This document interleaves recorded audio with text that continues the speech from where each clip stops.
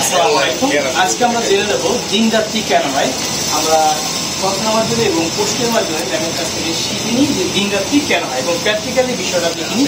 Ma'am, দিন রাত্রি কেন হয় এটা আমাদের একটু উপস্থাপন করলে বেশি ভালো হবে। পৃথিবী তার নিজের অক্ষে তার দিকে ঘুরছে, এটা আমরা জানি। পৃথিবীর যে অংশে সূর্যের আলো পড়ে, পৃথিবীর যে অংশে এইটা হলো এটা পৃথিবীর যে অংশে সূর্যের আলোটা পড়ে। কি করছেন? আমি এটা এখানে আগে প্রথমে কি করছেন আপনি? আমরা জানি পৃথিবী তার অক্ষের চারদিকে ঘুরে, তার নিজের অক্ষের চারদিকে ঘুরে।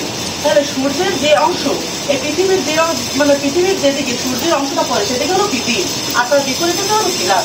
মূলত এই কারণে দিনরাত হয়, এটা মূলত আমি দুটোই কারণে। এইখানে এইটার মাধ্যমে কি এটা হলো সূর্য, ঠিক আছে? হ্যাঁ, এটা সূর্য, এটা আলো দেয়, এটা আলো দেয়, ঠিক আছে। আর এই পৃথিবীর উপর আসে যে অংশে পড়ে সেটা দিন হয়, যেখানে আলোটা পড়ে। ম্যাম একটু কাছাকাছি আসলে দেখালে ভালো হতো। এই সূর্যের আলোটা আপনার এই পৃথিবীর উপর পড়ে এবং যে অংশে পড়ে সে অংশে কিন্তু আলোকিত হয় এবং বিপরীত অংশে আমাদের কি হয়? অন্ধকার হয়।